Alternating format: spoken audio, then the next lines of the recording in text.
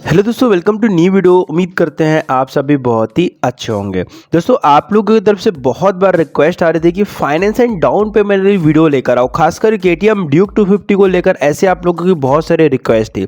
दोस्तों, आज की इस वीडियो में केटीएम ड्यूक 250 के complete finance down payment and documents के बारे में बात करने वाले हैं। तो ये जो वीडियो है उनके लिए काफ़ी ज़्यादा इंटरेस्टिंग होने वाली है, जो अपनी नेक्स्ट बाइक फाइनेंस कराना चाहते हैं, चाहे वो ड्यूक 250 हो या कोई और भी बाइक हो। तो अब वो वीडियो, जब इस वीडियो को पूरा देखेंगे तो आपको अच्छी तरीके से समझ में आ जाएगा कि फाइनेंस का क्या क्या प्रोसेस होता है, कितना आप डाउन पेमेंट दे सकते हो और इतने डाउन पेमेंट देने में कितनी ईएमआई बनती है, कैसा आपको इंटरेस्ट रेट लगता है, क्या क्या डॉक्यूमेंट्स की नीड होती है। सारी चीज़ें आपको आज की इस वीडियो में क्लियर होने वाली है। तो चलिए दोस्तों, आज की इस वीडियो को शुरू करते हैं। बात करते हैं ड्यूक 250 के फाइनेंस एंड डाउन पेमेंट के बारे में। अगर चैनल पर पहली बार आए तो सब्सक्राइब करना, बेल के आइकन को ऑन कर लीजिएगा, ताकि ऐसे ही इंटरेस्टिंग वीडियो के नोटिफिकेशन भी आप तक पहुँचते रह सके एंड आप मेरे वीडियो से अपडेट रह सकें। तो चलिए दोस्तों, आज की इस इंटरेस्टिंग वीडियो को शुरू करते हैं। बात करते हैं हमारी ब्रांड न्यू केटीएम ड्यूक 250 के बारे में। अब दोस्तों, सबसे पहले बात करेंगे बाइक के प्राइस के बारे में। अब आपको पता ही होगा कि इंडियन मार्केट में हर एक स्पोर्ट बाइक का जो प्राइस है भाई, वो इतनी ज़्यादा तेज़ी से बढ़ रहा है कि किसी एक मिडिल क्लास पर्सन को स्पोर्ट बाइक लेना मतलब बहुत बड़ी बात हो जा रही है। इस हिसाब से बाइक प्राइस बढ़ रहा है यार। मुझे तो नहीं लगता कि आने वाले समय में भाई स्पोर्ट बाइक बंदा लेगा। ऑब्वियसली बात है, वो एक्टिवा और स्प्लेंडर लेगा और उसी में घूमने की कोशिश करेगा, क्योंकि यार इतना ज़्यादा प्राइस हो चुका है ना, मतलब क्या ही बोलूँ यार। दिन ब दिन प्राइस बढ़ते जा रहा है, दिन ब दिन प्राइस बढ़ते जा रहा है, और अभी तो भाई मेरे हिसाब से बहुत बुरा हाल है। बात करें दोस्तों ड्यूक 250 के बारे में। दोस्तों, ड्यूक 250 का अब ऑन रोड प्राइस हो गया है 2,74,000, 2,74,000 रुपए के आसपास की अब ये बाइक आपको ऑन रोड प्राइस देखने को मिलेगी। एक टाइम में ये बाइक 2,30,000 से 2,40,000 रुपए के आसपास की ऑन रोड प्राइस मिलती थी। मतलब आप देख लो भाई, कितना ज़्यादा इस बाइक का प्राइस बढ़ चुका है। और 2,40,000 जो बता रहा हूँ मैं आपको, वो BS6 का ही बता रहा हूँ। BS4 का तो 2 लाख के अंदर ही था, ठीक है। अब इसका बाइक इतना ज़्यादा प्राइस बढ़ चुका है। बात कर लेते हैं दोस्तों अब ड्यूक 250 के फाइनेंस के बारे में। सबसे पहले मैं आपको बता देता हूँ कि फाइनेंस कराने के लिए आपको क्या क्या डॉक्यूमेंट्स की नीड होती है।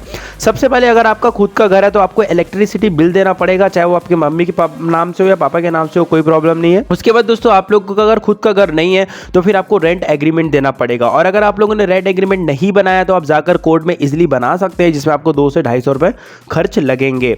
उसके बाद दोस्तों, आप लोगों को 2 से 3 फोटो की जरूरत पड़ती है। एड्रेस प्रूफ के लिए आधार कार्ड या लाइसेंस लगता है, पैन कार्ड में एड्रेस प्रूफ नहीं होता। उसके बाद 2 से 3 चेक लगेंगे। 6 महीने का आपका बैंक पासबुक का स्टेटमेंट लगेगा कि भाई यहाँ पे दिखाना पड़ेगा कि आपको कहाँ से अर्न करते हो पैसे, कहाँ से आपकी कितनी सैलरी आती है। अगर आप ITR फाइल करते हो, इनकम टैक्स रिटर्न, तो अगर आपके पास वो है 4 से 5 लाख रुपए का, अगर आप वो देंगे तो आपकी बाइक और भी ईजी फाइनेंस हो सकती है। उसके बाद दोस्तों, मान लीजिए कि यहाँ पे आपके पास और भी डॉक्यूमेंट्स है, जैसे कि बहुत सारी डॉक्यूमेंट्स की नीड पड़ जाती है। चेक तो लगेगा ही, पासबुक लगेगा, फोटोज लगेगी, ठीक है। और ECS कराने के लिए ATM की भी जरूरत पड़ती है। नॉर्मली इतनी डॉक्यूमेंट्स की नीड होती है, और ये ऐसे डॉक्यूमेंट्स है जो भाई हर एक इंसान के पास जरूर अवेलेबल होते हैं। बात कर लेते हैं दोस्तों फाइनेंस के बारे में। मैंने आपको ऑन रोड प्राइस बताया 2,74,000 रुपए, 2,74,000 रुपीज। अब हमने आज की इस वीडियो में DP ले रखा है 94,000 रुपए। जी हाँ, 94,000 रुपए हमने DP ले रखा है। तो जब आप 94,000 रुपीज डाउन पेमेंट करोगे तो आपका जो टोटल बचा हुआ अमाउंट है, जिससे खासकर हमें मतलब होगा, वह है 1,80,000 रुपए, 1,80,000। अब दोस्तों, 1,80,000 में आपको देना पड़ेगा प्रोसेसिंग फीस। चाहे आप किसी प्राइवेट बैंक से फाइनेंस कराओ, चाहे आप किसी प्राइवेट कंपनी से फाइनेंस कराओ, चाहे आप किसी गवर्नमेंट बैंक से फाइनेंस कराओ, आपको देना पड़ेगा प्रोसेसिंग फीस। कम से कम भाई 1,80,000 में ये लोग 10,000 रुपए के आसपास का प्रोसेसिंग फीस लेंगे आपसे, ठीक है। तो 1,90,000 रुपए आपका टोटल फाइनेंस अमाउंट हो गया। 1,90,000 रुपीज टोटल फाइनेंस अमाउंट हो गया। अब इसमें निकालेंगे रेट ऑफ इंटरेस्ट। इंटरेस्ट कितना लग रहा है। कोई भी कंपनी आपको फाइनेंस करके इसलिए देती है क्योंकि उनको मिलता है इंटरेस्ट, वरना भाई वो फ्री में तो आपको देंगे नहीं। ऑब्वियसली बात है, उनका भी फायदा है। अब दोस्तों, इंटरेस्ट रेट डिपेंड करता है आपकी ITR पे, कि आपने कितने का ITR भरा है, आपकी सैलरी स्लिप पे कि आपको कितनी सैलरी मिलती है, और आपके सिविल स्कोर पे। जनरली मैंने देखा है 8%, 9%, 11%, 12%, 10% ऐसे आपको यहाँ पे इंटरेस्ट रेट लगता है। तो मेरे हिसाब से दोस्तों, नॉर्मल जो ज़्यादा लगता है वो 10% मैंने देखा है। 10% आपका इंटरेस्ट हो गया, तो 1 साल का आपका इंटरेस्ट हो जाएगा 19,000 रुपये, 19,000 रुपीज़ आपका 1 ईयर का इंटरेस्ट हो गया। अब मान लीजिए दोस्तों, अगर आप बाइक को 1 साल के लिए फाइनेंस कराते हो ओनली, जी हाँ, अगर आप चाहें तो 12 महीने के लिए फाइनेंस करा सकते हैं, लेकिन उसके लिए आपकी सैलरी तगड़ी होनी चाहिए, ये भी मैं आपको क्लियर करना चाहूँगा। आपका टोटल अमाउंट आप लोगों को पता है। सो दोस्तों, 1,90,000 रुपये आपका टोटल अमाउंट है। उसमें आप 19,000 रुपीज़ प्लस करेंगे, क्योंकि आप 1 साल के लिए फाइनेंस करा रहे हो। तो जो आपका जो टोटल अमाउंट हो जाएगा वो हो जाएगा 2,09,000 रुपीज़, 2,09,000 रुपये आपका टोटल अमाउंट हो गया। अब हम इसे क्या करेंगे, EMI में कन्वर्ट करेंगे। तो आप कितने साल के लिए फाइनेंस करा रहे हो, 1 साल के लिए फाइनेंस करा रहे हो। तो 1 साल के लिए फाइनेंस कराने के लिए आपको इसे 12 से डिवाइड करना पड़ेगा, ठीक है। 12 से आप इसे डिवाइड कर दो, तो आपकी जो मंथली EMI आएगी वो आएगी 17,416 रुपीज़, 17,416 रुपये के आसपास के आपको मंथली EMI पे करनी पड़ेगी। और ऑब्वियस सी बात है दोस्तों कि ये बहुत ज़्यादा है, तो 1 साल के लिए फाइनेंस कराने की तो सोचना ही मत। मान लीजिए अगर आप 2 साल के लिए फाइनेंस कराना चाहते हो तो 1,90,000 रुपये आपका टोटल अमाउंट है। अब आप इसमें 2 साल का इंटरेस्ट प्लस करना पड़ेगा आपको, ठीक है। तो 19,000 इंटू 2 कर दो तो 38,000, 38,000 रुपये आपका टोटल मतलब अमाउंट हो गया इंटरेस्ट का।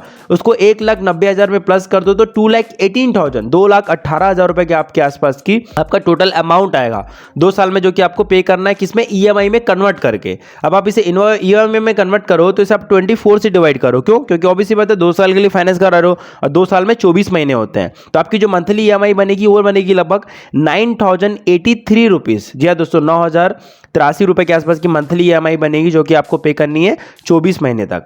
मान लीजिए दोस्तों अगर आप 3 साल के लिए फाइनेंस कराते हो तो 3 साल के लिए फाइनेंस कराने के लिए सबसे पहले आपको 3 साल का इंटरेस्ट निकालना पड़ेगा। तो 19,000 इंटू 3, 19,000 इंटू 3 करोगे तो 3 साल का इंटरेस्ट आएगा 57,000 रुपीज़, 57,000 रुपये आपको सिर्फ और सिर्फ ब्याज देना पड़ रहा है अगर आप 3 साल के लिए फाइनेंस कराते हो तो।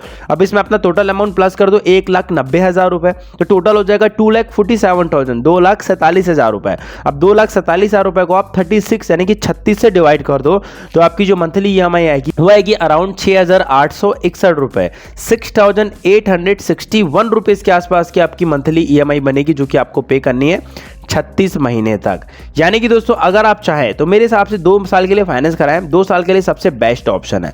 2 साल में आपको इंटरेस्ट भी कम लगता है, 2 साल में आप लोगों का जो EMI का अमाउंट होता है वो भी थोड़ा सा कम होता है। बाकी आप लोग कितने साल के लिए फाइनेंस कराना चाहते हैं कमेंट करके ज़रूर बताइएगा। सो उम्मीद करते हैं आपको ये छोटी सी इंटरेस्टिंग वीडियो अच्छी लगी। क्योंकि वीडियो अच्छी लगी तो एक लाइक मारना, चैनल पे पहली बार है तो सब्सक्राइब मार लेना। मिलते हैं दोस्तों नेक्स्ट वीडियो में। लव यू ऑल, जय हिंद, वंदे मातरम।